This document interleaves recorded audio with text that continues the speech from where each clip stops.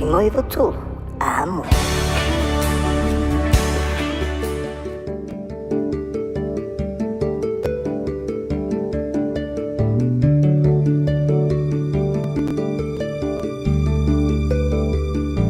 Wow, le pongisa fa apeo na puniti o le la. Wow, le langi o le timu fo I le muta. O fitilo na muenga wa tofai paloi mata.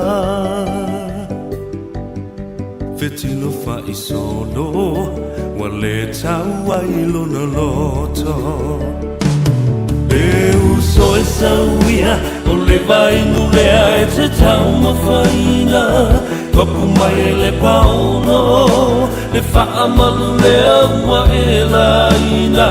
Ia whaamali e ina, pau o se mea ua au mawaina. Whaalango lango mai, I lo utau au e te mapua.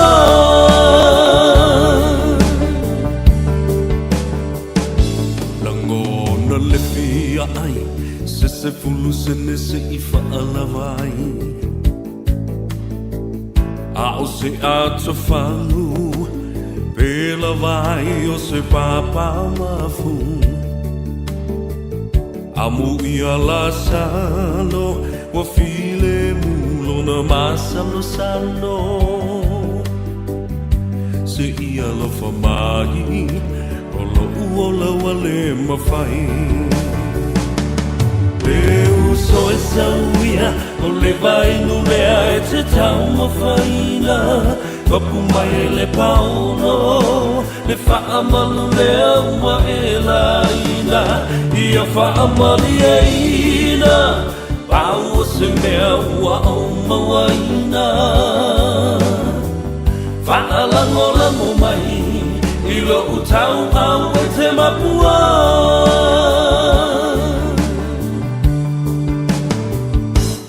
No fi mai mafia Wa soko ai le tau langa ua pia E la foa ina O ia o se tasi e lea no faina E masa e sae O lava e le taina Puno masawali Le ai se upu e whai mai Ia, I le anganga whaalalo Ma le anganga whaafitai I lumo le atua A vea le nei lau lau Ma le nei fo I ava noa le lei Ia, e toe fifia e whaatalofa Ma o whalofa I le pa ia Ma le lasi o Samoa whaafonga mai Ele ngata I lunga o le si ufonga o Samoa, le radio Samoa, sfulu lima I vatolu a mo I au kilani, le wha mo tasi o ono tesi ma le tasi I Samoa. Ia ma se fo le tato upenga ta whailangi le Facebook page le radio Samoa, ia wha tasi e foi, ia ma le tato YouTube channel. Via le anga le leiba le lofo le atua, I le nei foi aso ngafua ua tato whelua iai, aso sfulu ma le ono o le masida le nei. O February, lua afe lua sfulu ma le ono, o le uta wawa I atu. Ua sfulu ma le lua minute ua te aile tu lai wha. A waita ua te le whaima wha manatu I ate oe. O le taimi ma le aso. E te manatu ai au mea na e whai pe o ni mea le leipo, o ni mea le wha le lei. Sa o le tala fo le ala ua whaife au ia e te sone ngafa. For my reverence, vai o lava sau mea tasi sao e whai le aso. Yaso uma ia sau mea sao e whai. Au whako o mea ngai kupu le kilo o mea sewa e liro. Ai pe I se mea sao. O whalofa mwhata alofa I ate oe. I le swafa manu malo le tātu holi whaola Iesu Keriso. Awa, o a lava fuafuanga walu mamao le tangata e whai. O a fo I lava singa e whenga iai, ai a whai. E le aua iai I a le tātou o li whaola, ia, ma le pui nga fo I, a le tātou ma tai sile le langi, le atua le tabā, le alo ma le nganga pa ia. wana o se foe e whae i le tau. Ai ale nei tai au, ma le nei aso, leo ua tātou toe wheloa i foe ma lau lua whesila whai. Ina ua tuana i atu nai aso. Ia po le vai aso fo i sa malanga tu ai fo i ono nisi o tutuangia. Le ngata whale ainga, ia whale malo. Ia ai tele lava fo i. O mea tau le ainga. Ia ai vi ia i le lofa maleanga leo le tua. A wā o le mea le wheo i atu i waalele ma leo mai. A ngā i sava i le waa. Ia tātou te le i lopo wheo o iei le whina ngalo le tua. Ai tātou te tui nātu i ona luma.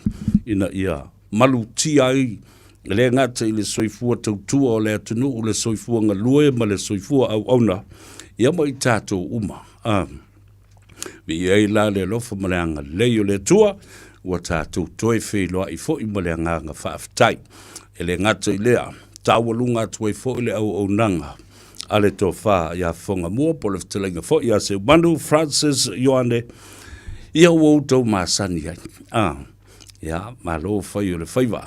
Fatalofa ma whaatulou i pa ia masani o le atunu i lo tātou vānu nofo o le tawhtolu o tangata. Ma whaala puputonga o pa ia ma mamalu wha le malo, pa ia fo i ma mamalu wha le anga nuu. Ia ai matua le tuu ia te utou.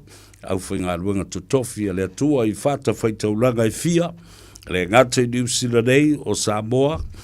Australia so se tafo lolangi. Ia lo whaafale le malu ai. Ia mata se ai le au whainga ruenga. Ia ona o le tau waswaswina. O le ipu vai o le ola. Ma le ngā ruenga a le tua. Vi ia ai lo tātou tapa au sili langi whatalofa.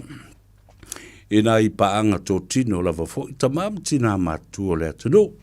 A lo le soifua manuia. Maota malawa. Ka pēo fo i maota ngase. O fale o tangata mātutua. Whaamboe o lo o manuia o tau. Ia, so o se atunu o lo o mai bo mai ai. Awa, e whaila utala.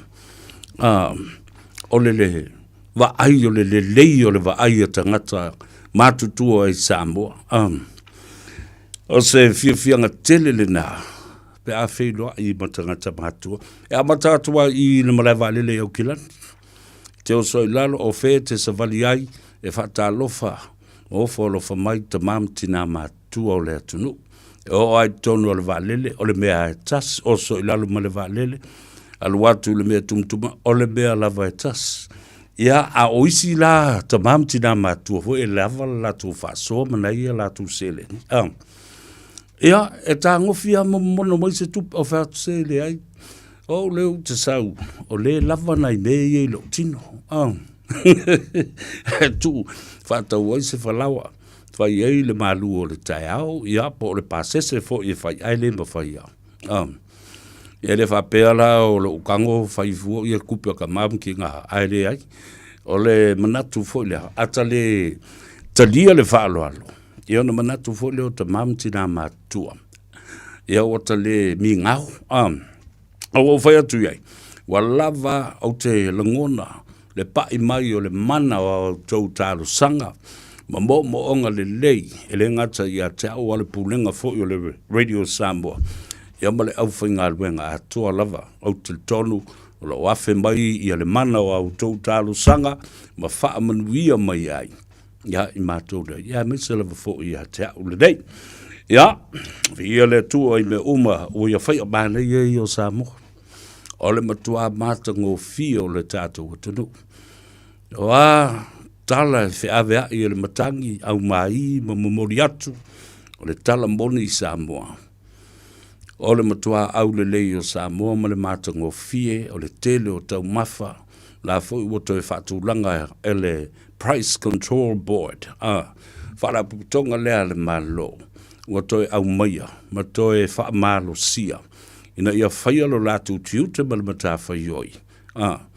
O le whaatulanga le lei ina ia tala whea ngai ma pāleni, tupe maua tangata ma le tau o loa.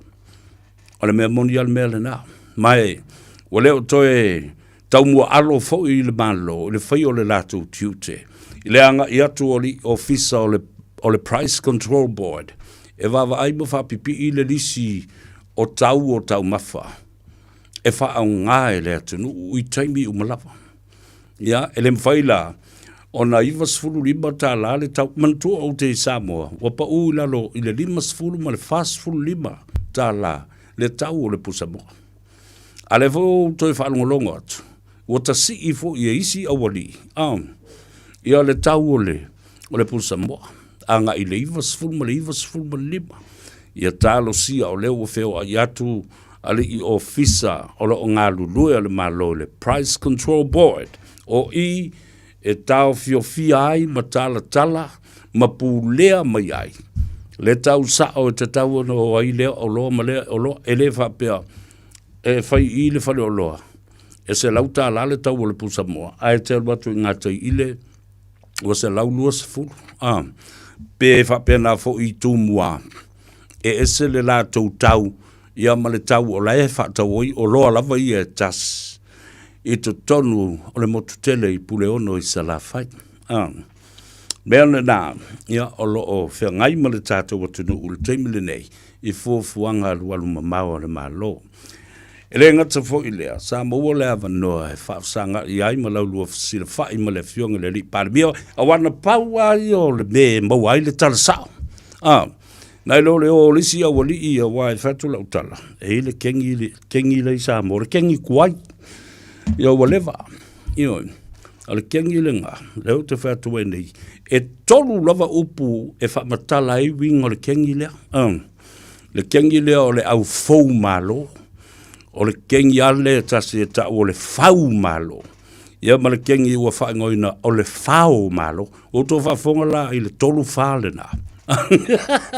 E tolu wha, o le wha mua, o le kengi ale au fau malo, o le whalo na lua, o le kengi e tau o le fau malo, ma le kengi lo longkolu, o le fau malo.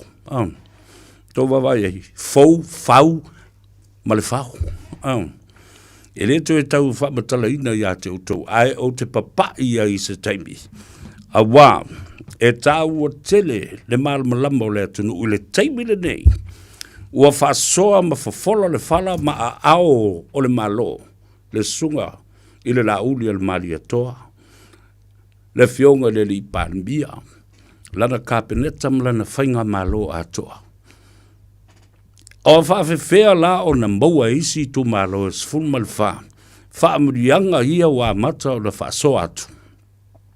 A o lea e whai winga pā a whapenei ma le whasau sili, o le fau malo, ma le fao malo. Ele to e alo ni upu e avatu i tangata nei, wa mātutua, umi le ta e taimi o lo ratu iai le malo, lea o suia whainga malo. Mai le mawhai lava, e ni i tu malo se to o se fulu ma le wha. Ona tau mawhai e mimilo, mafuli atoa, le fina ngalo le atunu atoa, ua ta oto ai ia i tu malo e silia i le tolu se fulu. Ioe, ala na o te whantu ai, ta ua tele, e ai o wala au lia e malanga i Samoa, i au mawhapena fui o na maua avanoa, e wheiloa i ai ma le fionga le li pāle mia malana kāpeneta, ma le tele o minsta o le kāpeneta. O na utou i loa lea, le tāua tele ma le moni ma le wha maoni o sa vali e momori atu e le atau o sa vea. Ina ia malamalama le atunu. E malamalama lo le atunu, to a fimali e le atunu. Alal mea lai tu lai mai, na o le wha vevesi, wha olo a taua. Ia ma le wha o ngā ina o tangata, e wha tu i ese i le teimi tā ua, o lea ua fofola atu a ao ma wha ma tala ao o le malo i o tātou tangata. Ia o nei la, i le tūlangolo o iai le whatau te e o nai nisi o tangata. Wha o ngā mai tangata e whai ai le te ma le whaasanga tau mai i le malo o lo o fau watu e mo moli se whaamrianga i le tunu. Te idei ai Samoa. Ai sau lolo ma le fionga i le li panemia. O tau sila i le tō whāle na whai nei e le fionga le li panemia. Wa sauni atu o le a momoli le whaamaduanga lea. One-off grant of returning to school, going back to school. Ai whautua ina le fionga le li pānemia. Ese le tā ua le whautuanga le ta oto I pāanga I le tebi nei. A lea le a whaanga solo le saini ngā lima. Lea na utou sila I ai. Le tai au nei. Feilo I ngā whipule. O tofi au I tu malo. O lātou teitei fono. Masui teitei fono. Ma pule nuu. Masui a o komiti whafoe. O fono whavaea I tu malo. Saini. Ua mauti noa. O le ai le tupe I tonu o le lātou account I le asu tofi po le asu whareile nei. Ai le tuwhaina I tua. Se ia maea le whainga pālota o pālota ai tu malo la iti I le vai aso lea. Aso lua sifuruma le fitu. E mai ai pālota na e lua. I tu malo e pe ona ta oto mai ai sa fata le tas. Whapena foi mawaisi ngano lua. Ai se ala le beua talia I nai le tō whalea. Le anga foi lae manino le lei le fionga le li pānemia. Masui pānemia. Malana kāpeneta. Masui mamalu uma. O le whātua I le atua Samoa ua tas. Tu ua I pēa la wali I sfulu ma le wha. E whai pēa le tau whaleanga ma le uio. Ona o tula fono o whainga pānota. E le te tau wai. E ui lava le fuafuanga le malo.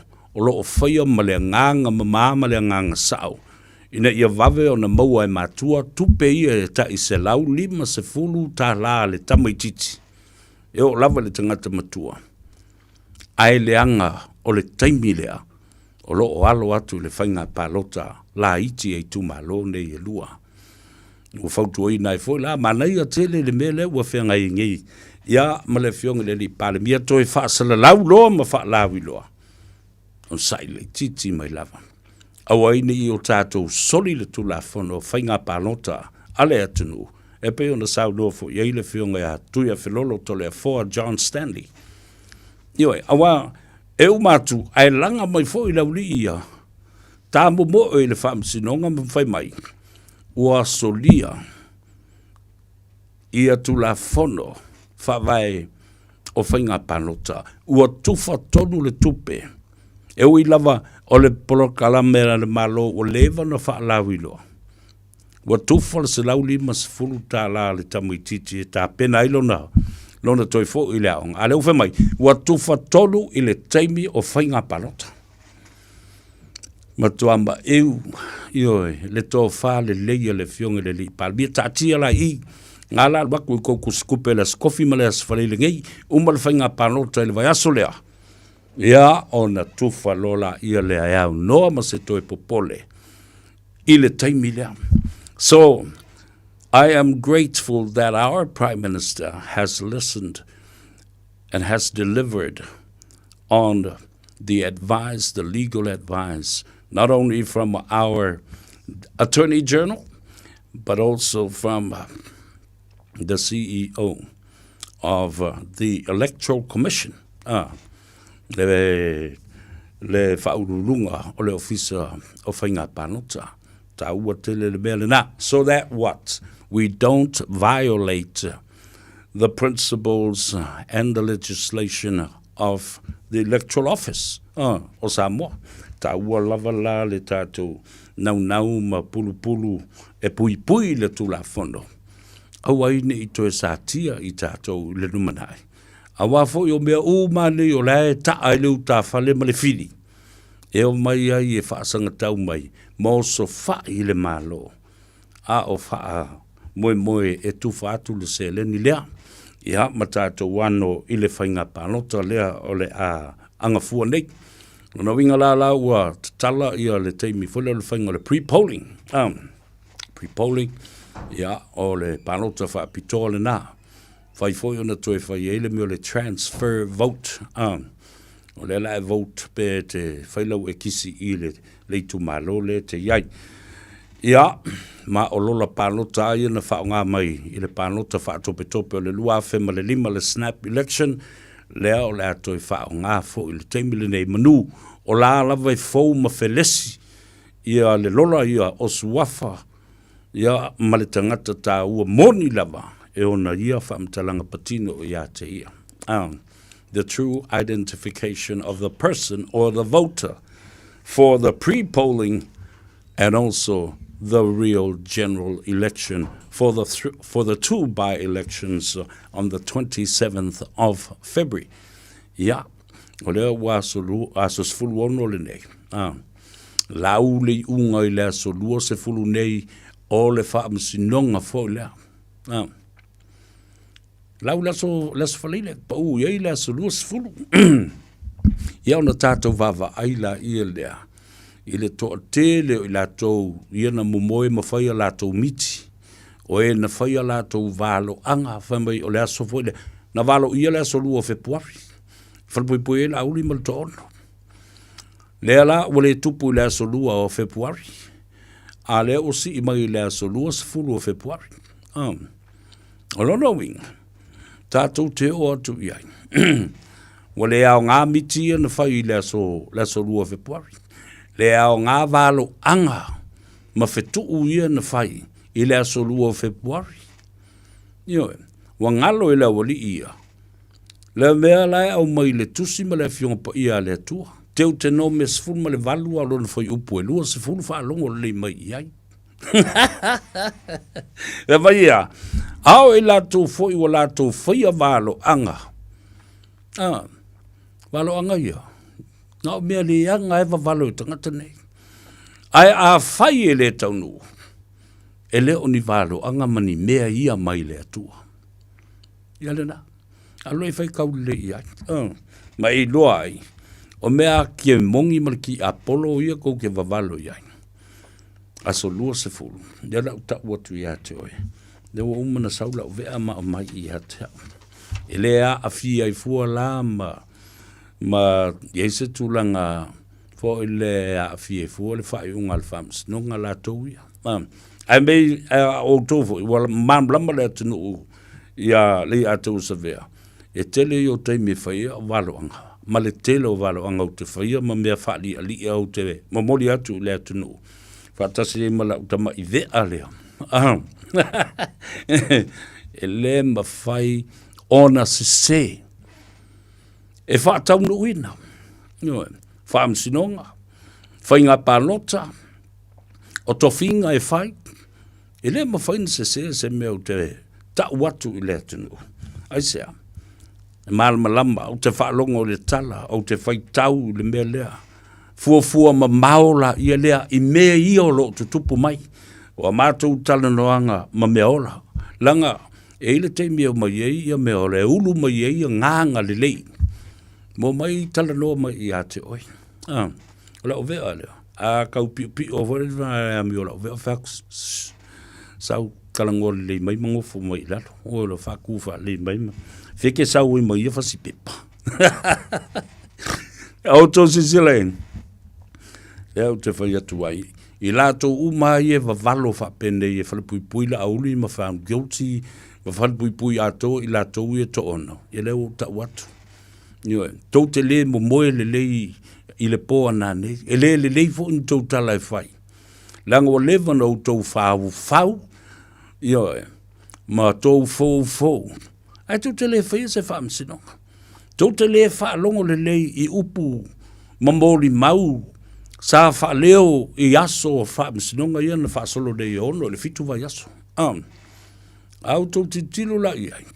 Ma fua le iai pe ale lilu ma fau ma lamba le tula fono that you understand the language of the court and the principles of the court, then you will know exactly what's going to happen. Al mela le na le felelei fo ale le mai le mai yo to va vai le swafo le tu o te amene o ti atu le fai le olive ka ngaka ma mai volis ka mai ko inga lo fo yo o fetu junior mai fia like titi va lo ngai fa yela wori ia vai mai o te amene atu, in the God's almighty name. E whapui la uli, e loka I tan malala.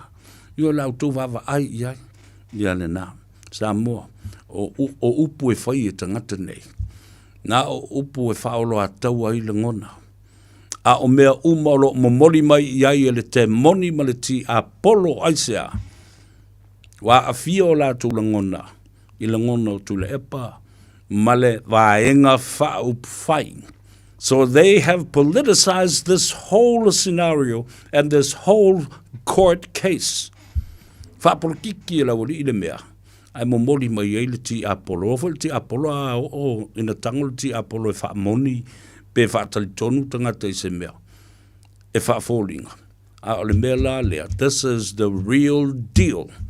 I lea sa lua se whaulau tō sila sila ai. O le ata leia no tanga. Ma whaasau loto. Le fionga le li pale mia manisio I lato. Po I lato umalawa foi. Mai I no tanga. Ma whainga tā sa whia ngai mai I lato. I mōli yanga whaasanga iai. E le wha maunia. Yeah. It's either they will all be acquitted or 99% of all of them will not be found guilty at all of all charges. Ilena, prediction na leo avatu nei, fua I le whaitau I le transcript. Ma transcript foi o meni, e se a maua mai. Se a maua mai. A le mea lai whai le teimi o lai wha solo mo li mauia. O lai tai lo mafau. Mau tus tu singa. Mo li mau na whai e leo. Ma mo li mau ma mo li anga sa whatino. And my prediction will never affect the reserved decision and judgment pending by the judges, by the justice that oversaw or was presiding over this case. Tonu ia I le mele na. Na o valo anga le ti Apollo. E ola wuli ia mau mai. Ia, sa whatatas, tātou se e mai I le whainga palota le nā. Lima sui, alfi ai mata mai tai e to lua. Mai e le tali tonunga lela o avatua. Sa whatatas, malo le tau atai. O tulanga whalupe o le tu malo. Si ulepo matunga mau, mamalu I malai mamao ta whaitau lia. A wā sa tunu mawhono ma le ainga malos. O ai o le āpalo ta ese. O mai I le tū, o le whātua tua I le tua Samoa ua tasi, lea ua lufi ina le manai, ma le manuia mo le atunu. Nā lea ngā tau te oa I e palota I whātua sa sui, a le HRPP ma le supo po oi lava. I le o ia I la tau le whainumera. Le malo lea ua tū. Ua na nau ma la lango iai tangata. Aua te whaatau te, oi le te whaalongolongo mai. O le nā ua whaafonga Samoa. I le leo le a tau sa vea. Ua avatu ai ma le lapta inga I a te utau. Aua tau te whaatau te e ma tau mawhai e tāpunia ma tau fia. Ala o whaamnianga tau wala atu I whono whaavaya I tu malo. Umane I sfulwha I o tau ia. E whatu ese. E le mawhai e le sful ma le wha I tu malolo I lalo o le vainga tu le epa ma le chapipi. Ona toe tā fuli ma li liu le whai unga ale malo ua tu. Tau te whatau te ela. Ona ola ia leo whaipule ne sful ma le whai au fi ai ma tu le epa nofo ma malolo. Tali o la tau tutongi. Ai poloka ele se lau lima sfulu tā la mo oe, ma lau atali, ma lau tōlua, ma lau whanau, ia ma lau lafupusi.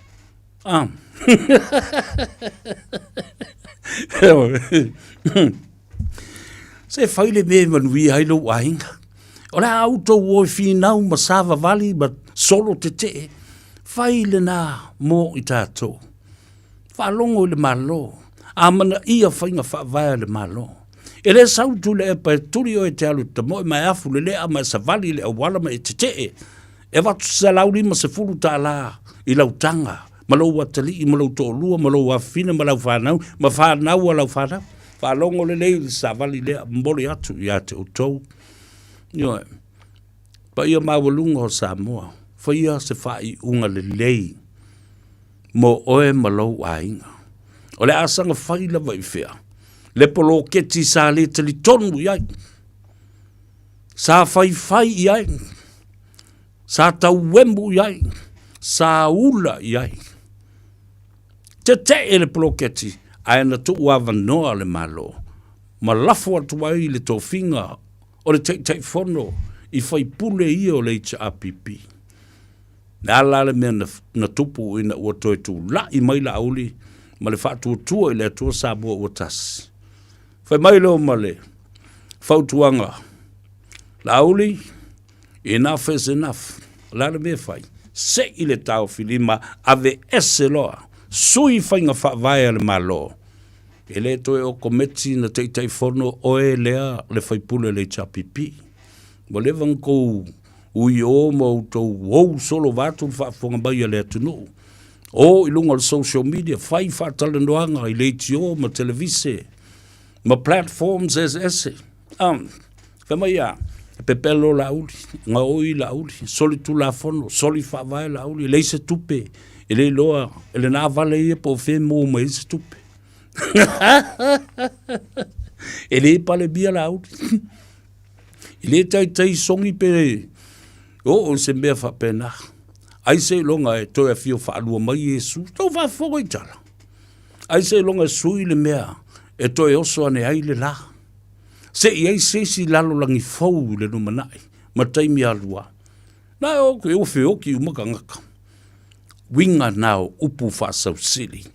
Winga na o upu wha mawalunga. Lal me la o tulai mai.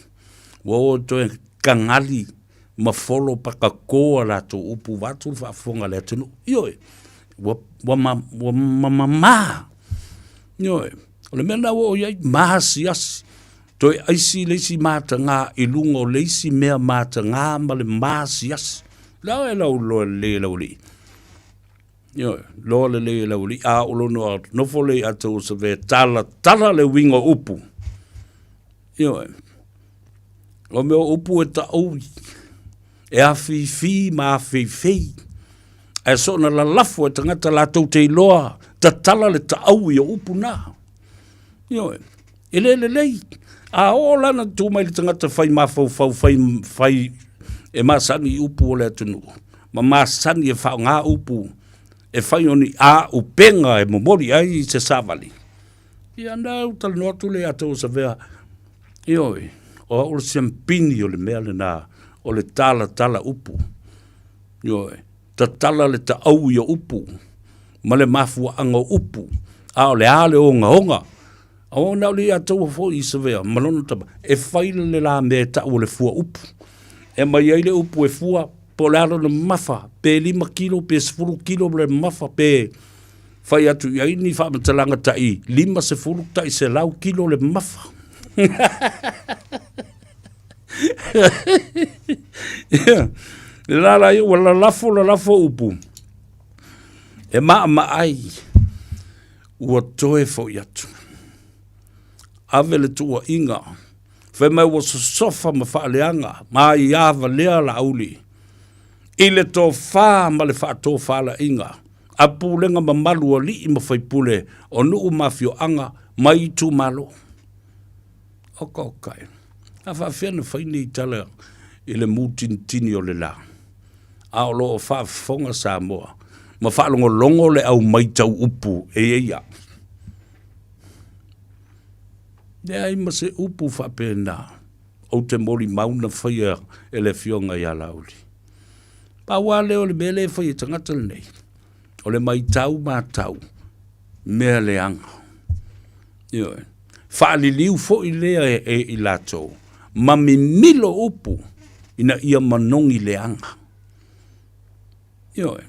E o atu le savali i leisi i tuli manu o le nuu. Wa matua i se lava i sini. I le mea lea na o mai i leisi urungali i fo le vasi le ua tu i Samoa. O le u lo le toi fo i atu. Lo pepelo. Wale toi fo i mai. They have violated the conditions of their bail to appear again in Samoa. None of them have appeared in Samoa. Aone su e records. O i la tau e tau nu atu le atu nu. Umatoe o ese mai ma le atu nu. E oa nofo ma lafi e tuli fo ia le la tamai titi. E fatala noa ia stoi no tulepa.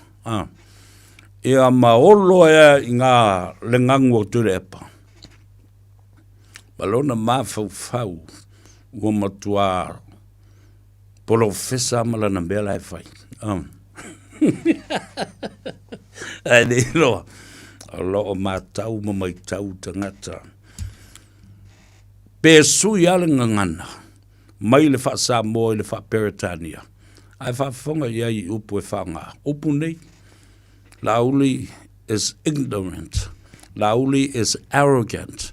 Lauli is stupid. Upu nei whanga ele to ina i ana interview wha Peritania. Nei whai mai. O le platform na na wha o ngaile tamititi. Fo le leo sai amalon to luo o mea maile. I le telo tausanga lena whai eile i ungal whamsinonga i Samoa. E taofi awane toi whaia se polokalame. Ma to tongi le tolu sfuru wafi wawai ai. Tasi ala o tala na whai atu le wai teimile nao le alau le unga. La tala li atou se vea. E a matua fue la wari i ai se bond te le e su e mato tongi au le itaina le whae le fiafi. Awa ale tongi a. Ia sai ma ave tongi i tadu malana. Lea la na. Lea la wa ustai nel tulafono. Ale o tala pepelo i le tulafono e o toi atu. Po le whaamisinonga e po le ase mea. Ai toi fo i atu. Lea la mele wei. Wale o. Ai se vanga na. Ua fai se whaano i ala i se tusi e. Ta wala atu i se lato lo ia. E tu la i luma o le whaamisinonga. Awa o I e toi ilo ai. Ia bail conditions wa le usita ia. The violation of bail conditions of why they left the country, but was slapped with a $30,000 bond. Ioi. Lea lau so lai pe no fai atu. E siri ai le pingi o le mealanga. Pingi le bond. Ia matua whaamativa ina, ia tango atua i lisi tanga ala kualu sa oa i lalu le lima kangolo lea. E pū le kangolo o le iku kamukau, pū le kangolo, pū mamakanga e lua le iku. E wakaku kali e, matala tala le tau i o upu mauinga ma mio ngā tangata. Ia mele ta o le tau whaava lea e le whaamsidonga ma le whai unga na watu ina ia tau sisia. Ia masa tau fo ona tuli ane e o i Canberra, e o i saidia ina ile official consula po le official ampasa ina, o le sui o le malo Samoa. Tele i o vaenga taua, sa te tau ona whaatino ai, e le whai unga le na, ia ai ui o lea, ele o tātou, o ni whaamasino e whaia i unga o whaamasinonga. E i fo nisi tangata sa solia i ale tula whono mua atu e tai fo ringa tutusa whapea.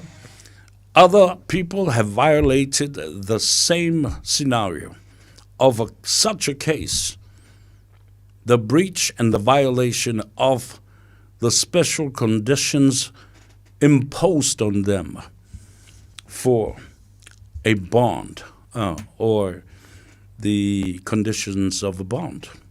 Ia tau i le mele na i le malamalama i ai o le tātou atunu. Prediction mo mua. Ia, le watu le pe a whai le na o le tātou se. I whainga palota la iti nei. Sa whatatas. 5 sui. Tasi le sui o le hero pipi. Te le lopo e se sui o le supo. Ai mautinoa lava, e lua iste mai tai o lo ta mo e mai ai ina o sui uma, ma le fionga e atu inga mala, le fionga e atu numa fono, ma leisi, o sui uma na, o le whātua tua i le tua Samoa o tasi. Now, this by-election is strategically panned out. Umana whātūlanga le leia ua iloa, e fsiringia, po le ane mea ua tō tele atu ai, i a sui o le fast, o le ata mo i. A o lo talitonunga, a le spiliki i a le palota, ma manu ma lo mai ai le fionga i atunu mafono, o le sui o le fast. E ono so iai ni palota, e lata, e leisi fo i tamaitai o le whatutua i le atua Samoa o tas.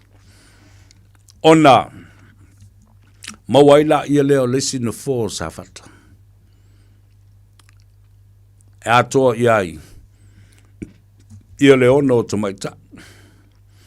A fai fo ia le atoa le ono. Ai mawhai o na whao ngā mai pasene e fuafua iai le se fulu pasene fo i lele o le nā se fulu pasene o le vang kau ngako i whafu. A ono i tamaitai o lona winga. Wa a toa le whainu mera o tamaitai at least a minimum of 6 female or women candidates within the Parliament of Samoa. Yeah. Mana ia le matamata ia i mea lea, ia, ai manatua, o le ua ato i whafo e le whaamsidonga. Ia le talo sanga a le vaenga lea, o le wha, le HRPP, whapea umalor whainga palota tauloa o na activate le sfulu pasene, petai. O umalo whata oto mai i leisi fo i whainga palota na, ma whainga whilwhilinga, mua na whai. Wa mai ai e le whaamsinonga le nawai tau, e o mai le tai au nei, e te tau pea o na muli tai ai. E whaatali uma, a whai uma whainga palota nei. A o iai ni tangi o le whainga palota. Whaalatua le anga waa, po a lava soli ngā tu la whono e whai. E whaatali lava se ia mai a le lei whai unga. O election petitions. Ia. Pamsinonga na. Ia, le mea lana leo tula i mai nei le teimil nei. Ai, tātou se e mai i le whainga panota waisingano lua. Waisingano lua. Ia e lua fo i ona sui lai tā moe. E tasi sa ta moe matuto tas. I le whainga panota whaatope lea na mai atu nei. O le fionga le nā, ia motu pua apapali i Henry. Ai na wasolia ai unga o whainga panota ma le tula whono whawai. Na manatu ai loa e whamawai ia motu pua ai lona to whinga o le whaipule tuto tas. Ai o le aalu i leisi tu, kolosi i leisi tu o le whatuatua i le tua Samoa o tas. Lela, whaalea o ngā inai i alona tofi whaipule. Ai ualu e whamawai ma ia to e tamo e mai, ma momoni mai i lalo le fua ma le whamalu o le whaatuatua i le tua Samoa o tas. Ina ua mai o na momoni mai, sa nginga i nā le tō whale tu malo ua tas. O lea, lei se palota. A le whala velave. Ioe, o to e sau foi lisi to ina, tau a nau ia le to whai a valasi po ole, ai a tau foi a valasi la tau ia. E halua i e whinau. E to e whinau foi i le tofi, ai lalo le wha malu, atu le epa mali chapipi. Wau tau sila i ai Samoa. Wa tilo fia, mātangia, ma oi loa ma mau atu, be pongi sā pe mūtingi tingi le la, oi loa u mātua tangata. O ma whaina whai atu, ila utala, i le vai aso na sei ma vai atu nei au tele i malanga i Samoa. Ma o au ngani atu ai ma le whaaloalo, ma le alofa fo i, le anga o valas, o le usa moni ali ato o sa vea. tele me o so tanga mo mātou pitanga. Suafa ma ainga. Na watuela o tua lalo ile valasi, ile vaiaso o tuna yantu. Ina uanginga mai, mamomoli mai ile ea. Wa tamo e mai valas, ile tofi, fai pule o le tumalo, ai tau vā mai lalo o le fua, atu ila epa malei cha pipi. Lea lana avatuai a se popolenga. O le alofa ile tamali anga ma le tau le leia o le valasi lua pito whanua sele sele. O le tātou a inga, o le tātou nu, male i tū malo. Na ia toi fua, luma fua i tua. Ta tala le whātou whala inga. Whaui i tua lo suafa. Tu le avanoa ia motu pua aewe. Tau vai. Ma whawhile mu ai le tu malo. Aua ne i whaia se palota lai titi. Alare me utu lai mai. Na umai le as whareile na se i mawai atu nei. Le taimi whaatapulaa. E tusa matu la fono mai a inga o whainga palota. Mai le ofisa o le komisina o whainga palota. Wa tā le whae le fiafi e le i wha ui ina i tua le ingoa ma le suafa o le sunga i le valasi lua pita whanua sele sele. Tā fito. E wha i loa mai ai i a te au. Wha i loa tuai foi i tangata o le tātou nuu ma so tanga uma lea e anga wa e pālota i le aso le i tonu. O vai singano lua. E te le amana ia lo tātou ai. E te le amana ia le whaatasina ma le tau valea o lou ingoa, o lou suafa, o lou tangata ma lou tamali anga. Aisea, le tala le nā mata ilinga. Aua le toi aisi leisi mata ngā i lunga o leisi masiasi ma leisi mata ngā ma le whaatau wa leo le tātou ainga ai maise oe o le tangata wa lawi loa ia Samoa ma le itu malo. Ai atu ufo i seisi tu ele o se nganga le lei wa whai ai lea whai unga. O se nganga e whaali mai ai i a te am. E le o sa o le mea lea. Ua whaia. Tōn. E whaali mai ai i a te am. O lo o iai le whaatau te. E ui ina iai pēr la wai a te tau. O lau lava le nā i a te tau. Ia whai la le nā mo oe. A e wha pe i ona. Ona folo, e le tātou ainga, le tātou nuu, le tu malo ma o tātou sotanga. Upu o siri o na mātanga ma le mamafa, ma le mātou ia, e la lau atu e tu le epa, ma le hero pipi ia te oe. E le tau ane aila o seu sila sila. Ma e tangata ngai ma whaalongolongo mai si a mātou tu o lalo ia te oe. Le uso pele. Ta mātae awe, māsiasi. Awa o lea la au tau sila nei whaafonga mai fōri tātou ainga. Ai, masalo pe tō, mō te fia. Se lua se furu po se tolu se furu lo langalango ina, oi, lea whai unga u whai.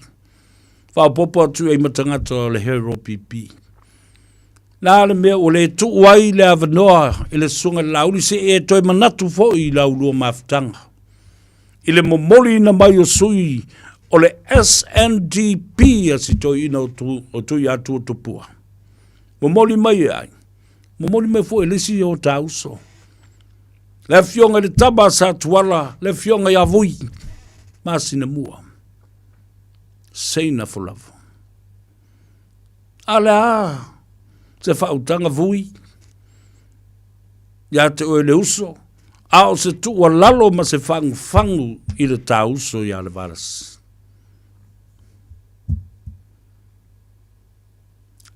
Ele i tau ane ai ua mai tauina i le atunu ma tangata uma.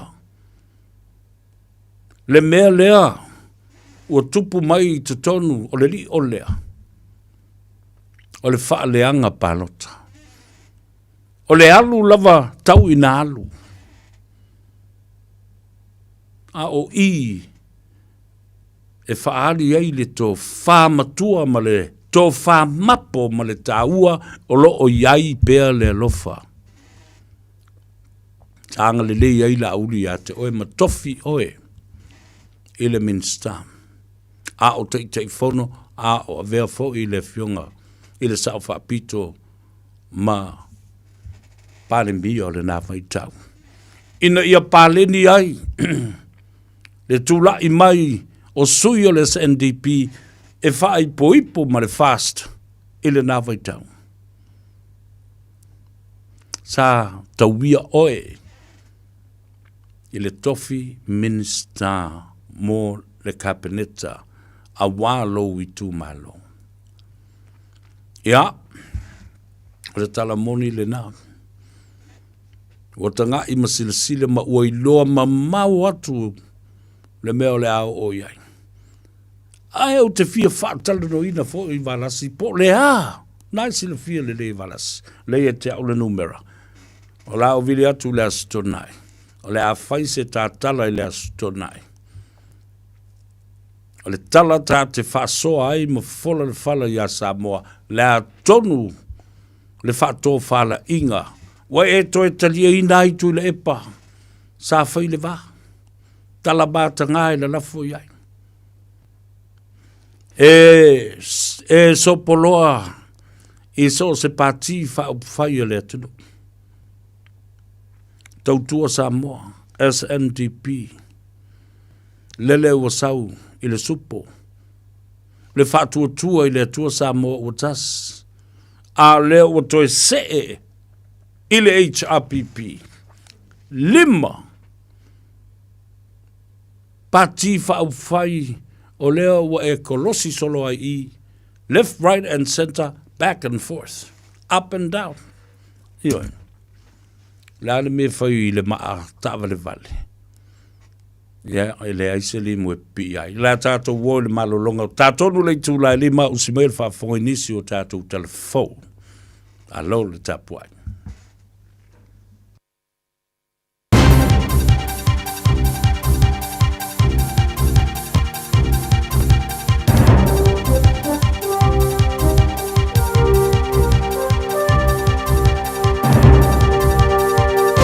In this update, forecasters warn storm-hit regions aren't out of the woods yet as a wet and windy weather bomb moves south.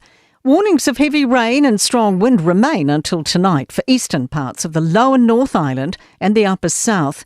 A heavy rain warning's in place for Banks Peninsula until 6 tomorrow night. Mid-service meteorologist Matabelo Magabutene says it'll keep being wet and windy in the lower North Island for the next few days. The impacts that we've already seen may be exacerbated by that further rain on top of what's already fallen, as well as those winds. The local government minister's turning focus to the steps leading to Wellington's Moa Point disaster, with raw sewage once again being pumped into the sea. A Crown review team's being appointed to inquire into the catastrophic failure of the wastewater facility. More heavy rain has forced more discharge closer to the southern coast, including solids like wipes and period products which shouldn't be flushed. MP Simon Watt says he appreciates Wellingtonians are frustrated. The key thing that I'll be focused on is getting answers to how this thing failed and making sure that recommendations are made both to Wellington Council but also Wellington Water. Believe the government's pushed a plan to import liquefied natural gas without properly looking at lower cost options like rooftop solar and hot water heat pumps. It's aiming to sign contracts for building the multi-million-dollar Taranaki facility by mid-year to be in use by 2028. NZ Green Building Council head Andrew Eagles says the other options would have multiple benefits over 15 years, including increasing resilience. Because it keeps us away from volatile international gas prices, and it would reduce energy bills by about $6 billion for Kiwi families. That's news. In sport, NRL chief Andrew Abdo believes Auckland and New Zealand as a whole is ready to embrace state of origin. After more than a decade of speculation, it's been confirmed the country's first Origin fixture will be held here next year at Eden Park.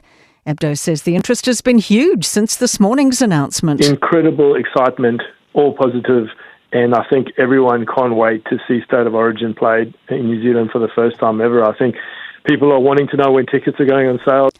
New Hurricanes co-captain Geordie Barrett believes the side has the ability to challenge for the Super Rugby title. The Canes sat out the opening round of the competition with a bye. Barrett says there's a real buzz around the team as they get ready to play Moana Pacifica on Friday. That is sport. Tasilima I Watolu Amo Radio Samoa. Walter VLT.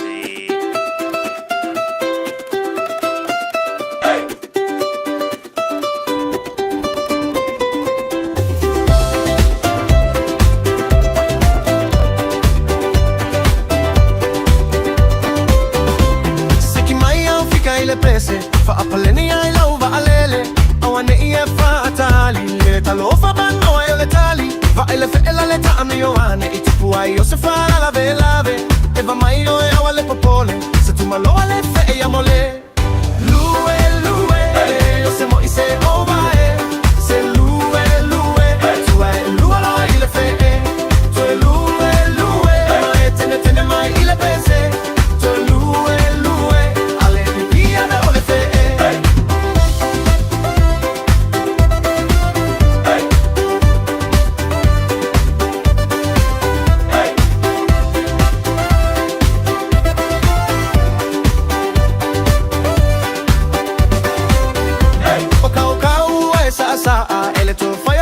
esa utala le anga etele imawaina la umai le sawa ngai naina ono saila ya lo loto ta eva veva lo ile fale olo mai su e mai yo se tala fae va o sa mai lunga lue le yo se moi se ova se lue tu va lua lo ile fe tu lue ma etene mai ile pese tu lue me te dia me le fe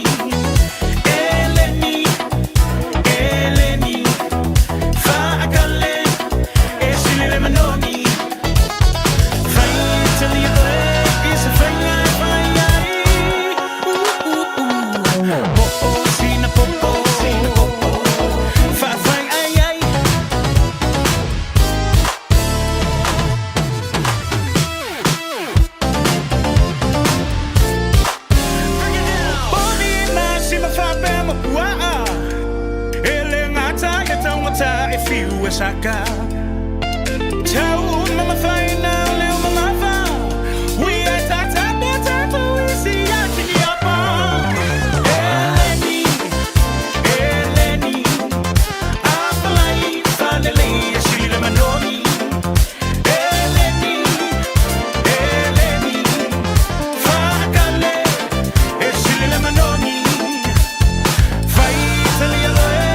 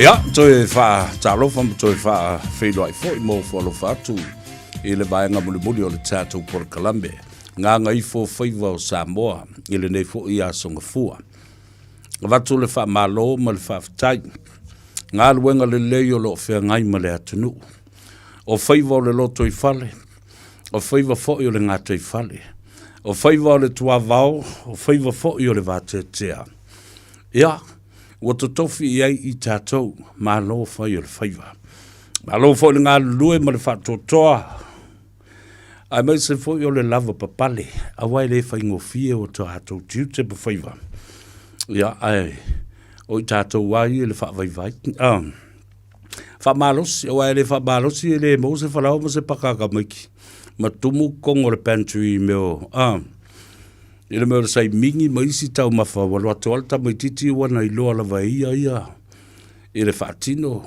le kokaina o le me ai faingo fi le taibi le taibi tu la lata fo I le banavo o ngaluenga ai mai se fo ile tu ua io onga o le malu o Samoa lo faia le fo I tiute ma le ngaluenga o le ave tavali ave pasi ave loli ave taxi o le Uber Eats po le ala vale tu nganga le lunga le ala tele bala u fai awala ava yande na ita maiti ia le ngata fo le na e mal malama le le ai o lo so o ina o se te fau po se moa po se la piki po se pako fo lunga le awala wa e soli tu la fono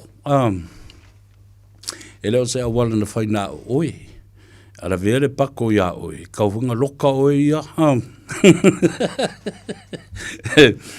na yo tato uso matua whawhine lunga le api o fōlinga our Facebook page talo whai ai uto misia fo I tato maftanga le nawa ia so atoa ia ai pangalea o whalawelawe le maalofia matulanga fo I o me tau na whai mo le ainga ia mawala ulia fo I mai lo tato malo ia le ala na o le tuu o le tatou ngaluenga ia ma fau mai lava sa o manatu fo I fatino mai se por club members fatal noanga I Samoa ia o lo tala noa pe ia I fuafua I taibi ava no tatou te tai I Samoa mai se lava le fionga le li pandemia o le tuu ava no mai lea I le au fai ngaluenga ma le au fasa lau ma le au tu stale ma le ngatu I fafo ia ma se sia tu lo tatu o tunu ina ia faa avano ai lao ma avano faa auro e mawhai ai o na mo se whiri lo inga ia ma lau lua fasile fai foi ma i latou a mai se foi o ele lanu tasi i se sui o le palemene o le totele lavo i latou a fionga i minsta lango ia faafetai atu lo foi i loutou aga lelei ma le alalofa mai i le taunu atu i le atunuu e le agata foi la i lenā o se vaainga matautia lava o loo iai ia Samoa le temi nei autou silasila i le fotu o le ulu la iai. Ua toe faateleina le ola o le ulu ma le tele o le laau. A o tau mafa foi i au tafa o le ala tele. Ia faapea foi i le maketi lava ia. Oka le matautia. O le si foi vaainga tāua tele wei nei. O le mea le faateleina o le niu. Ioe, le laau o le niu ma le fua o le niu. Ua faateleina, ua tō tele tangata la tō te faatawina le niu fo le e matua vailo na ano. Ia, ma malulu ma sua ma lie lo na sua. Fea kulo kala gia vaile. La lewa matua na naua le lo e kafia inguange i sengiu.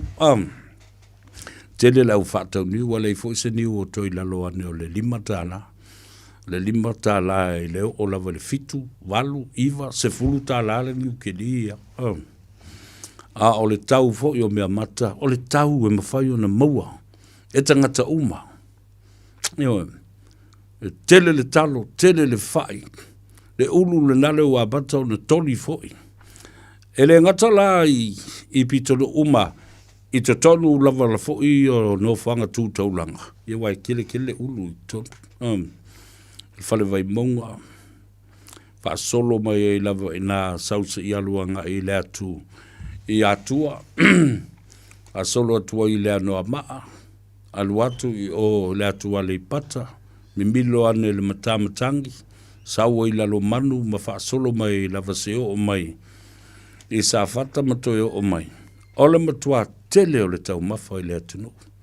Au tala I whai nei le au tala pepelo le au le ngā lurue I o mai nei mai ia wha matalanga whapea.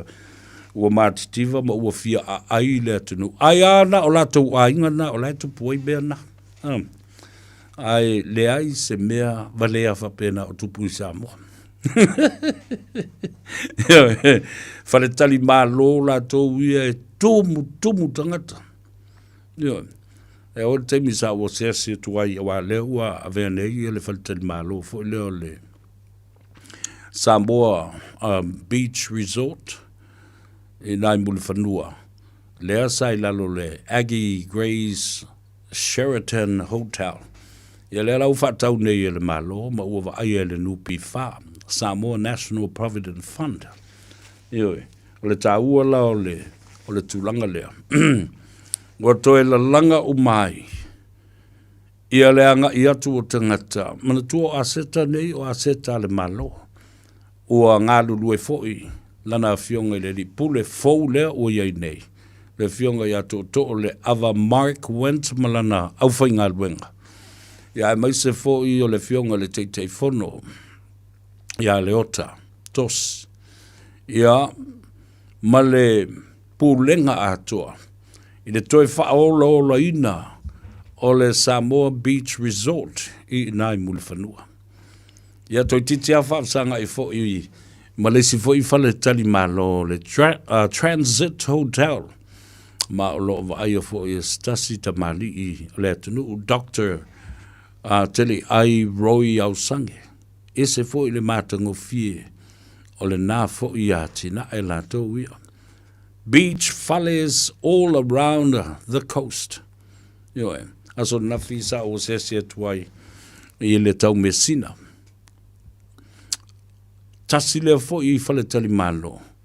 Ia, tō tele le au whaingaluenga Samoa. Ia, ma le tō tele fo I o I latou. Mai I le tūpulanga le awaluma o tinamata mai taima le awaluma le au manga o tane. Mai I te tonu o le mātou nuu I vaiala, ma motaa, o whangalii, o vaivase, le whale vai maunga, le tongo ma vailele. O lo ngā lua I tonu I, a pena fo I mai mata utu ia mata whangatele matonu a pia tate anga I atu ia tate masani umai al to tele onisi o ngā lulu ai mau se va inga lelei mas tūlanga lelei le nā e le toe mauai o awa noa whai ngā ruenga o tātou lava tangata o o lo no nofo ma pui a seta nei ale malo I te tonu o le whalewai maunga ma te tonu o tātou nu umawhio anga ma lei tu malo ia e mo iala o lo pūlea eni tangata mai I le atunu o Papua New Guinea ai o lo o ngā lulu e le tō tele o alu ma tama whanau ale atunu manatua le nei pol kalame u mwhai o nau inatu le ngā Gagaifo Faiva ma le asunga fua se I tau le asfareile ona o le lango sua mai o whale mai te tele nei suva manandi fiti ua whaingoina o le Pacific Specialist Healthcare Hospitals ma o whale mai nei e patino lava le latou au nanga I le whaatino ina o ta o tonga whaapitoa sefe mai I le olo tangata I le ngase o le fatu so se ngase o le fatu ma so se ngase o le cancer po o le kanesa lua mai te tele ia mai e ta ua tele sila foi o le fionga le lipalmia ma le malo ma le kapeneta ia ma le matanga luenga foi o le soifua maloloina ma le fionga foi I le minsta mo le atu le nganga whaafitele le fionga le lipalmia whape foi lo ofisa ai mai se foi o le fionga le minsta o le soifua maloloina ma au salu o lo fipo ma le faletua ia whape foi le au whainga luenga a tō lava le tamaitai pulasili le tamaitai ia June Stanley ma lou au waa le fionga le li I fo mai whaapitoa Dr. Asiata Satupaitea Viali whapea fo I le fionga I le minstawa onga a fionga ia ai ono Dr. Alec Ekeroma le whaletua ia e Penesa mori atu le nganga whaaftai le task force atoa a le matanga ruenga o le soifua maloloina whaaftai I le talia ina o le Savali ina ia whaalotu tele le atunu umo na teitai o le taiao le nei o te tau na seu silsila matangai I ngase ia whaapitoa o tautonga o le fatu I to tonu o le tātou lava atunu ai maise o le ngase o le cancer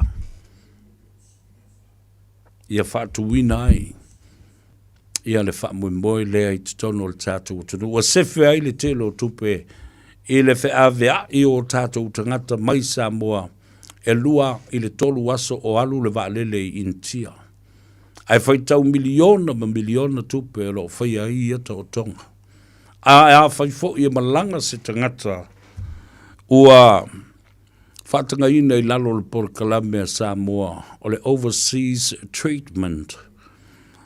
Ia e te tau foi o nā alua I masitangata foi lea o le ainga. Ia e tai to lua ina le mai I le mea lea ua malanga I nei wa e te tau lava o nei ai. Ia e alua I foi malisi fo mai. Tupe umba ia le malolo whaalu le por Kalamea lea o le overseas treatment. E le ngate le mamau, tau ngata, a whai fo I e aise period, po le recovery period, o mala tau tonga, e lua le tolu masina e toi nofo ai e whai siaki maisi tong fitinga. Tasi le nā taimi umi mana fo I tupe alu. Ai alu ai fo I matupe le ainga tutongi ai le accommodation e nofo le tangata le nā rue vai le ba.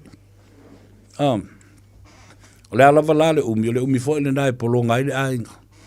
O le accommodation o mea ai o le transport. Ia maisi miscellaneous, maisi expenditures. Ia, ala na e tā ua tele. Whaaftai le soso di mai. A le Pacific Specialist Hospital in Fiji, in Suva and Nandi. Ia le fionga le lipule. ma le li I whatonu au o le sunga ia Parvish Kunga e mai se fo I se tasi te mali I o le tātou o tunu o lo o a whaululu ia tūlanga o tupe o lea fo I whale mai tele le fionga ia atoa mawhua I upolu tai a kui ia whapea fo I le fionga I le tamai tai vai o alo nei o Samoa le fionga alua I Paul Christine Finau le I atoa o lo o lato nanau ina ia iai se moe mitinga mo le manuia o Samoa ai mai se anga ngase nei kanesa le cancer male ngase o le fatu open heart surgery I te tonu o le atano mai o se tai au le leilea mo Samoa mai tō telefo I tangata Samoa lo alala mapapa au I fafo o lo na ngā lulue I atanu I fafo o lo le leilo lātou te mau a inga o lātou tupe sa whaaputuputu ma teu I le tele o tausanga e malo lo retire ai I Samoa, I le mawhanawhana o le tau. Ma fausia ni o lātou whale savili fo I lea. A wai tele whanua o ainga o nisi fo ina whaatau a whanua o mai. A o le whalawe o ane I le teimi wa retire ai le tangata. Wa maua le ngasa lea, misa le ngasa o le cancer, po le ngasa o le fatu. Le ale mea la o tūlai mai. Wale o toi fia fo I mai tangata nā. Tangata ni e ta o patriots. Tangata Samoa o toi mana na o toi fo I maliliu le vai o sina I le mea na sa wai matafe mai ai. Fia malolo retire. I lona whanua malona ainga ma le whale na whai aia fefe le papa. E mana o I le ufi ai fefe le papa. La le papa lea o le mai. O le mai o le cancer, o le mai o le fatu. E le fia toi foi mai, se I vanga nā ua whaalongo. Ua iai se whale mai whaapitoa, mō le kānesa, whapea foi ngase o le tao tonga, e tongwhitia I ngase o le fatu, I to tonu o Samoa. E le toi o ai mō mai mō atu mō mai o mai siakia la tō fo mai. Ai ei fo ni tau tonga e whai o. Le sila le whawhitau li e tula I mai tele o tātou mai I e ave I atunu I whafo. A le o I New Zealand nei po o I intia. A le tele ale ave intia. Mola ngas o le whatu male kānesa. E uma, se tau tonga. Ai maliu maoti seis. Ia. O le mea nai tupu. Ele o talano ina tele le to tele o I latou ia mali liu mai atunu I fafo I tau tonga I e whaia. Ai amaliu la tangata. Ele to e wheloa I e latou ainga. Alan me whai. E saua le tangata mai intia. Wa tuu mai le pusa tulou le whaafonga le atunu. Na o ola. Ai o mai o mali liu. Na le pusal nai au mai il tangata. E le tonu ina fo I o le tangata moni. Ona I whai mai. E le mawhai ona toi te tala ina le pusa. I le teimi o pe au wha mawai ma toi sauni ngai whaia. Le ala me ta o tuai I a te oele nā tuai ngā whainga. Ona winga I le ise teimi te wha mawai ai. I le sa pele I le loto ma le ainga. I le teimi e momori mai ai intia. Motele. Ioe. Ai o le tā ua le nā o le lata mai I fiti. Ma whale mai te tele nei e lua. O le Pacific Specialist Healthcare Hospitals I tonu. O Nandi Mafiti. Lea o lato sosari mai. I le whaalawi lo ina o le porkalame le nei o le Gagaifo Faiva. A wā e tā ua tele mō le lumana I manuia o Samoa.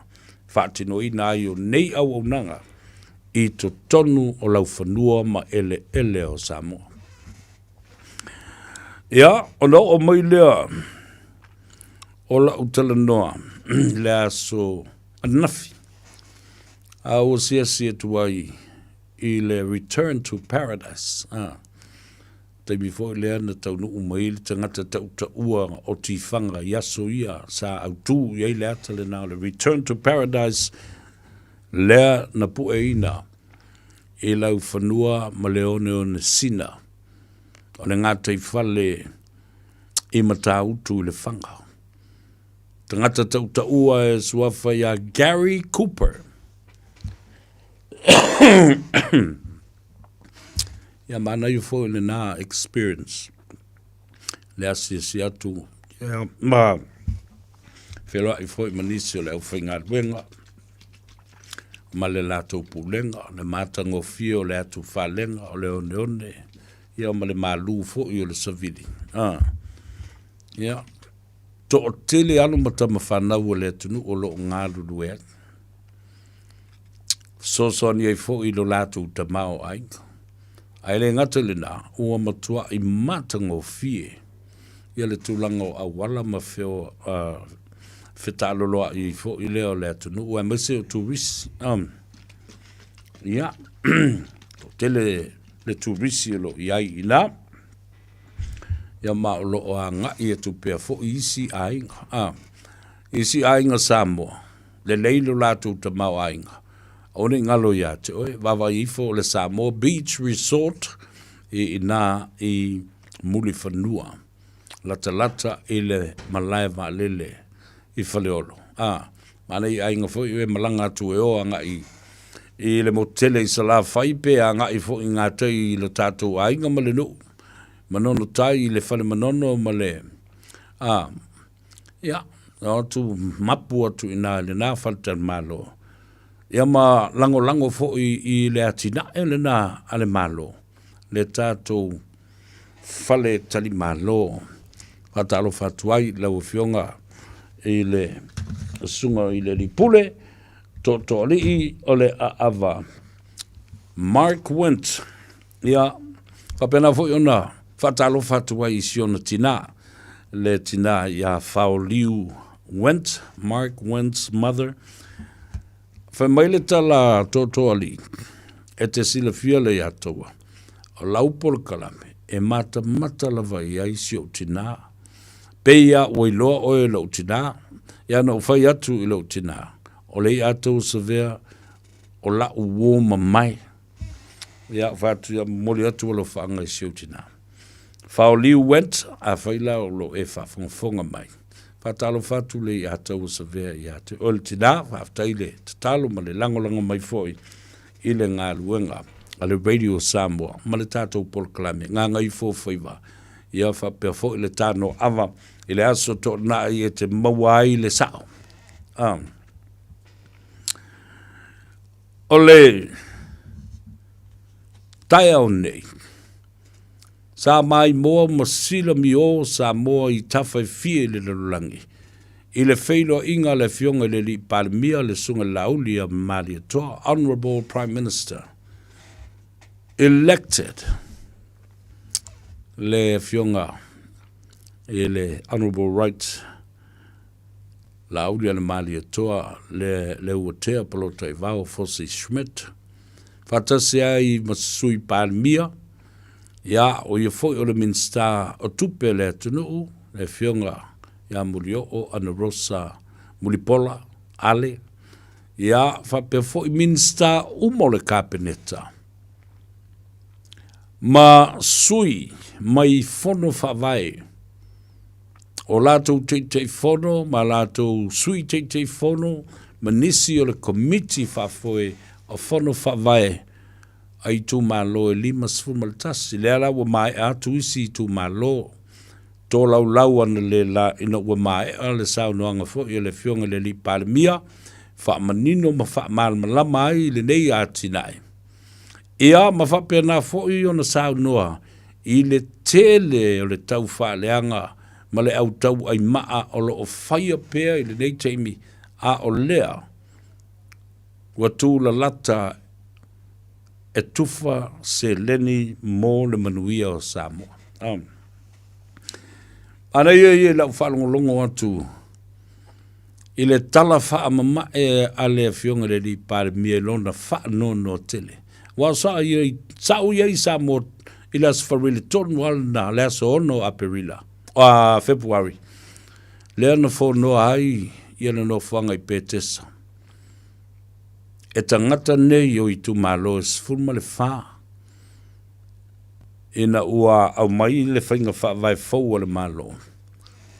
E le toi o komeki ai o na pule nuu ia se tasi ua vea mawhai pule o le tu malo o tau sila tu nei iai. Ioe, Samoa, nai maise tamam tina matua.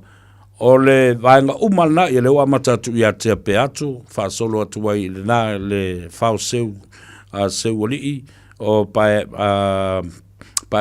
tu ia, o le sunga le na ia 5 tualau le lei gram, ia o tau sila tu I minsta ia, o le kapeneta, le sunga ia tu isa mau fata, Ryan Schuster, o atu le sunga ia lufi, moe wha uo a kui, wha solo ane ina o tau sila tu le toi na matua, le nisi na o le au whainga luenga, a le ofiso le tupe, le fionga ia, I le sui pale mia ia morio o Ana Rosa, ia o tau sila tu le lo ia sili le na o sao whai mai, le fionga ia maunga Princess Chang, ia, ai mas le o tatu sunga ia mau le na le si osi pue mai, ia malana fo I te fono, ia o le fionga le minsta o whaamsinonga, sui minsta o whaamsinonga, 5 gram tuala le lei o le sui le na, o le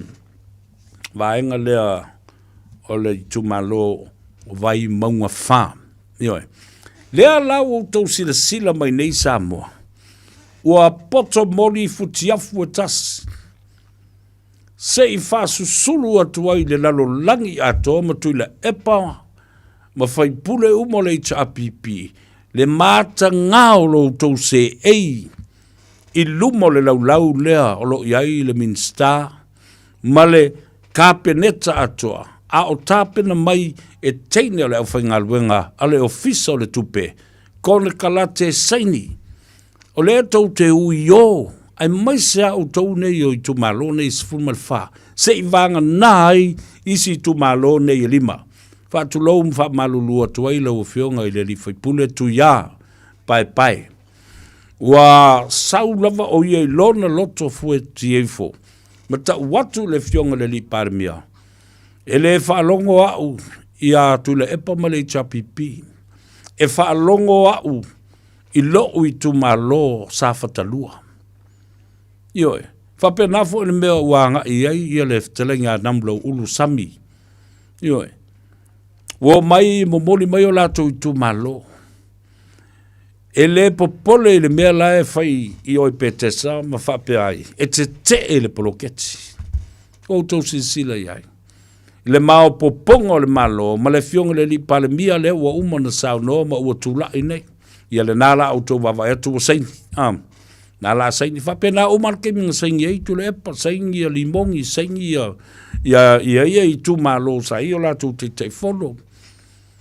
Nala lisi tala e toi avatu. Mata atu le atunu ma Samoa, I atunu I fafo ma Samoa I totonu o Samoa, I upu e so ona la lafo. Ana o e lai faiso fatu, ma e le mana o tonu I le poloketi. Alu ase, ioe, alu e faolo ataua lo I tu malo. E te whaia mea sini o na mata ngā, e wha polokiki lo mafau ma lo loto ma lo ngau, ia tu le epa ma le porkiki a le HRPP. Aia, e te lea lofa I lo tu malo, e poloka I whamunianga mo le tu malo. Aia le saunoanga a le fionga I le whaipule o le HRPP, mai le tu malo sa fata lua. Mai le ai, au te le whalongo I le paroteina o e tu le epa ma le HRPP o te sau nei. Au te sau whaile me whailo e mana o I latou, ma faiso manatu le mea le ai. O te sau ina ua whaatonuina a o e lo I tu malo o te sau e tali whamunianga ia. Tali le manai o lea o tō le whale o tautai wa lau sa saa Faiva o le malo o le whaatuatua I le atua Samoa o tas. Tala le mea lena so ona whaua malo ma whaulu malo ai pēa whapena. E whai o tō whai pule wa whaia ina ma malolo to tolo. E lea ma whai ona lātou toi fulisia le malo si anga ua to tofi i ai le malo. Mala lango i ai le malo. Ia lea la u whai atu. Se whai pule sirio na māta ngā.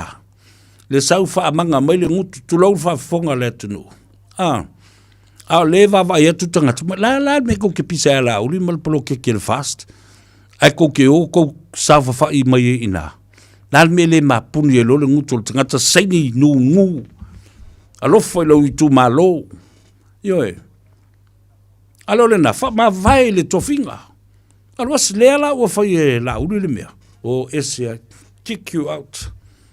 Wa uma fo i ona fola la uli. E toi fo i mai.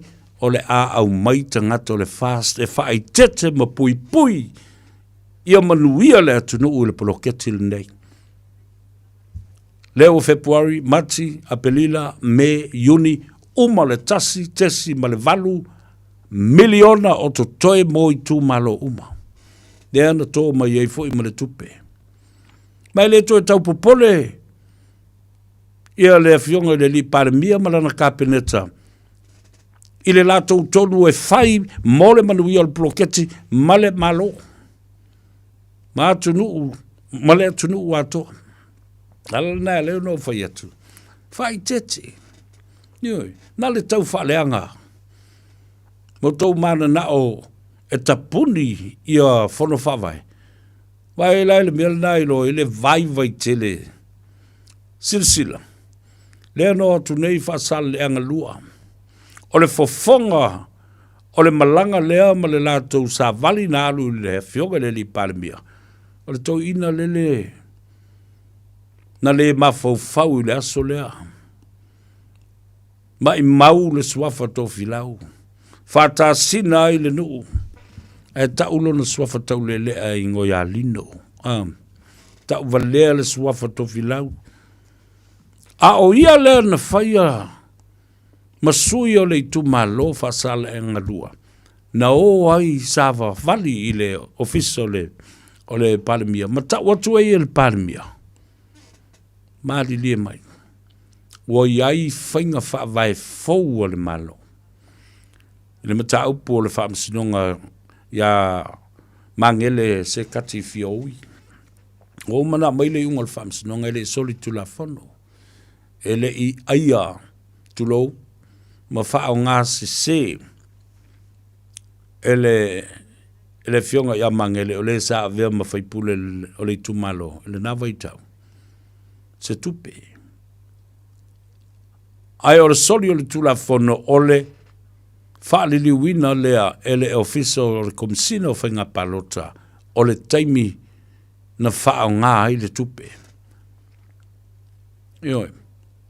E ese le mea ta o le misappropriation, ese le mea ta o le redirection.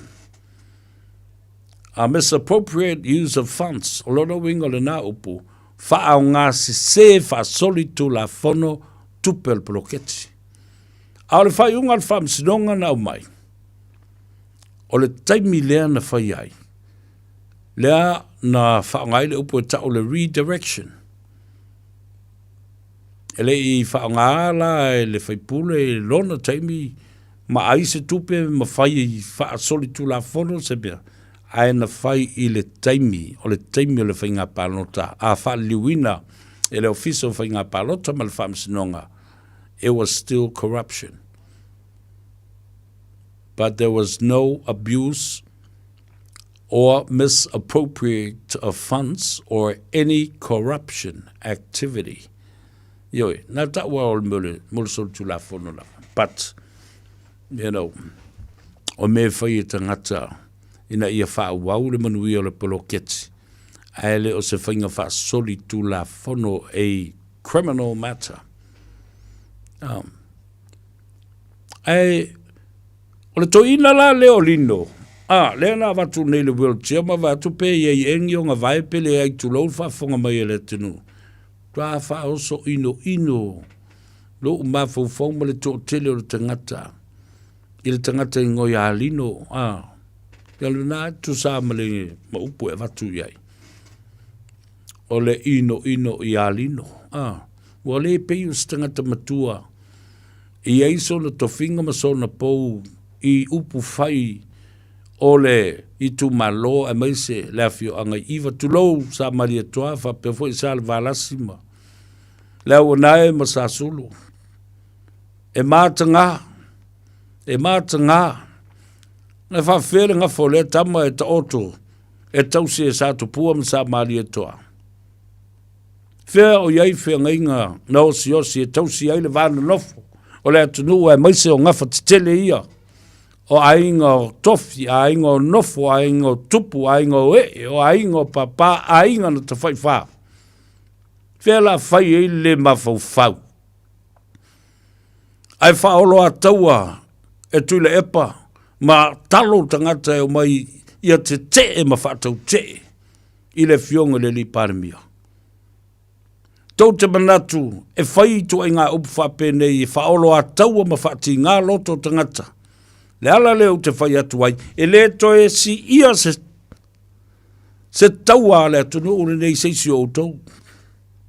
Mai le ai fo i seisi e masaaso na toto i autou upu matala se matala leanga tau wha leanga, wha fe ino a i loto tangata.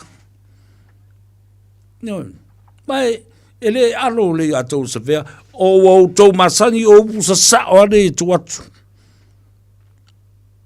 Poe e tātou te whetaui, ma tala noa i mea na, o le porokiki a le porokiki. A tātou whailoa i foi, e whailoa i le awa whata. Ai o upu ia, e mo mori e le sāwali, ina ia whawhile mū la ngona o tangata umo le atanu, ai maise le tu malole. Te i sila la ia. Neana o mulmulita ia i le nā whatala noanga. Uma fo i whanua, whasale anga, ao le tau ino le o lino. O ia lea sa whai mafafonga. O le tu malo, i le whailoa inga mua ma le fionga le li palimia. O atu ngā tala na whai. O le a fo i lino ino i sa whai. E o e toi whono le paa mo na vai ma le tu malo. O na toi fo i mai lea, pe a mai o na soa le pule. E o mai le tai au le nei. E le toi fo i mai le toi ina le o lino ino. Aia, a ami mai e tui le epa ma na inisi o fai pule sa iai ina aia no nofo ai maasias. Fai ile upule na e nofo atu fua o ta ita o ai. Pe ia le mele na nofo mai nei lumo le TV. Ai ta saini lima o tangata nei. Na ino i le poloketi. Pe o to ina leo lino. O to sisila iai. Wale e wha le oa ua mai o na soa le pule ma le itu malo fo i mai le ofisa le palimia. Fai le sitala. Aia. E alu i oi petesa. E u i o ai. Ma wha ali e lon wha fia poto. Ma ona winga wha tamai titi le nā. Ala tal saul tala nā. Au whangoina. Ala mora tamai titi le eise whai ai. Sauta talalo na i e luma i leo le tumutangata e le whatulo. Mai o sorry. Wapa uru o le makangi.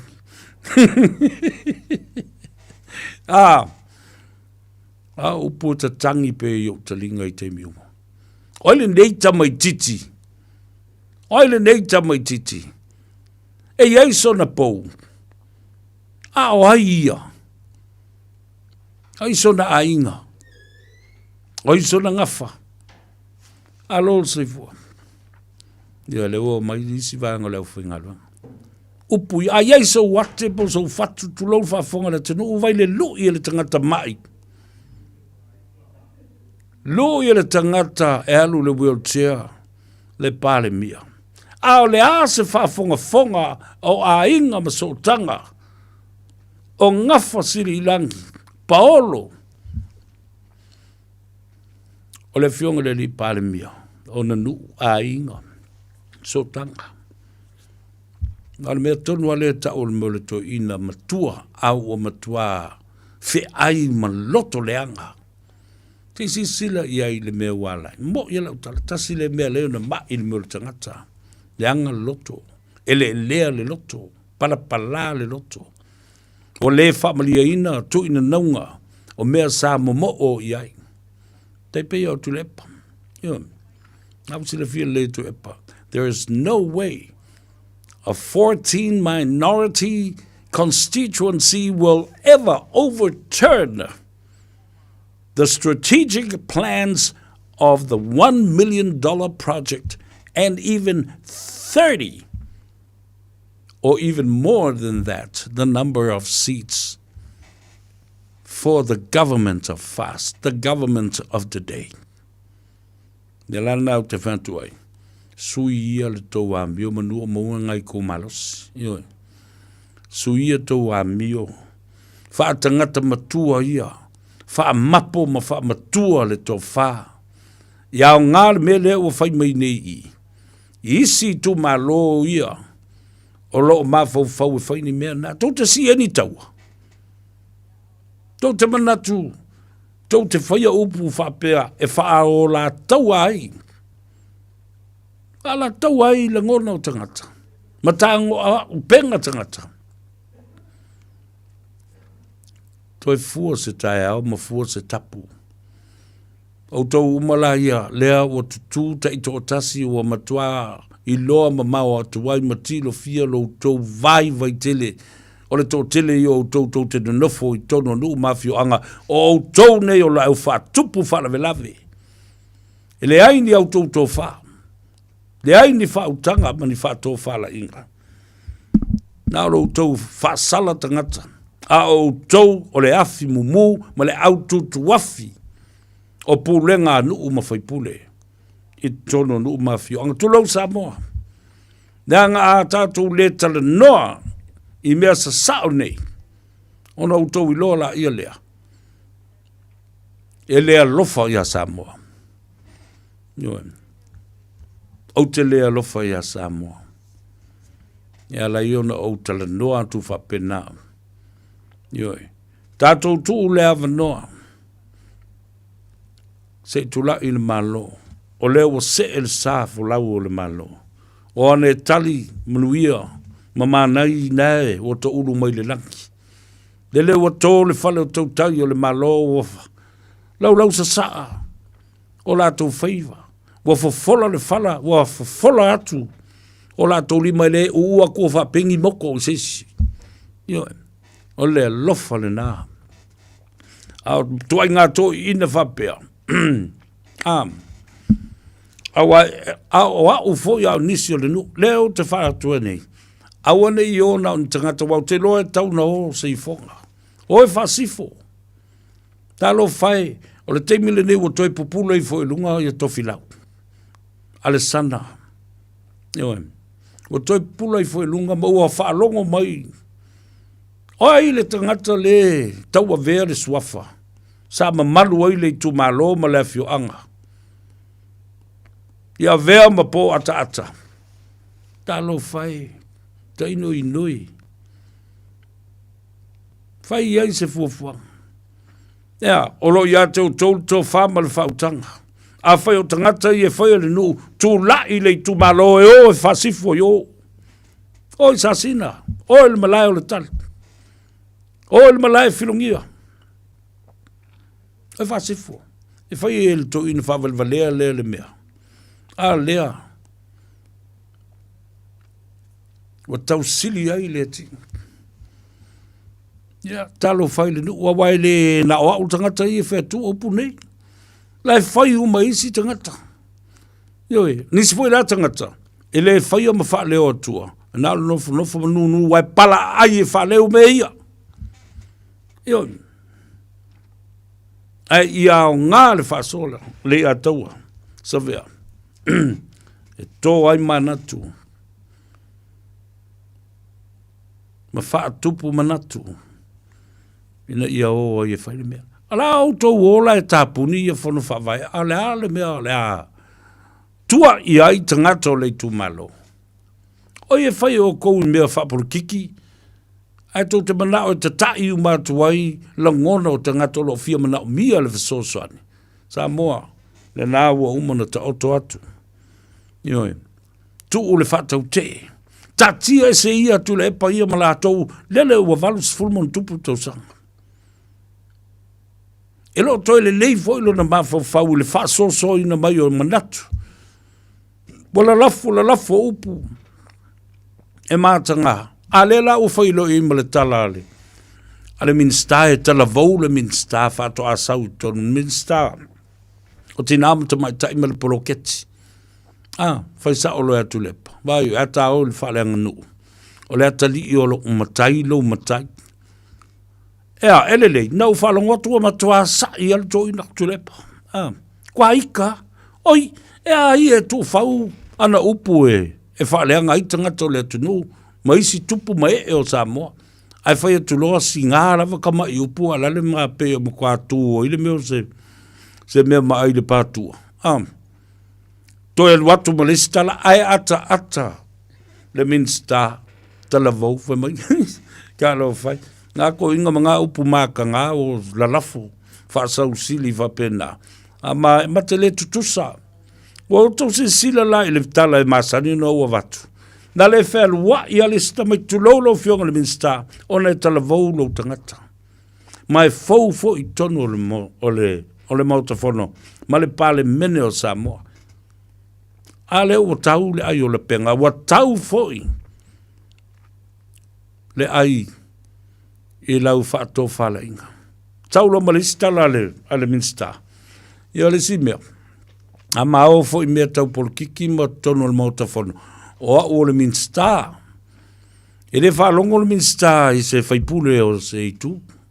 O se, wana o se whaipule ma se teitai o se tuangai. E whalongo mai o ele whaipule i le tala le minsta le whaiatu. Tilo, o mea nei, o upuia. E sua malie, ae matuatu tui. E peo se nei fio le tui lo papatua po lo pui manawa. E mata ngā. O anisi tala e toi whaale lea le ea. E whaita lingo au pā, e le lea le tala le matangi. Whaalongolongo umai ei. Tasi al tala, e nā la. Wosa o le tala tua olo. Ioi, na whai atu le epa. Nā la, wai ko ingwa oi lau cool 8 na palu. Ana ua e file mu. Ua file mu Samoa. Ia manuia tele le nei fiafi. Se o fia pa i al mata upu le le tu o le malo. E le sa ave minsta na tu sia le fa vai o le tu la fono.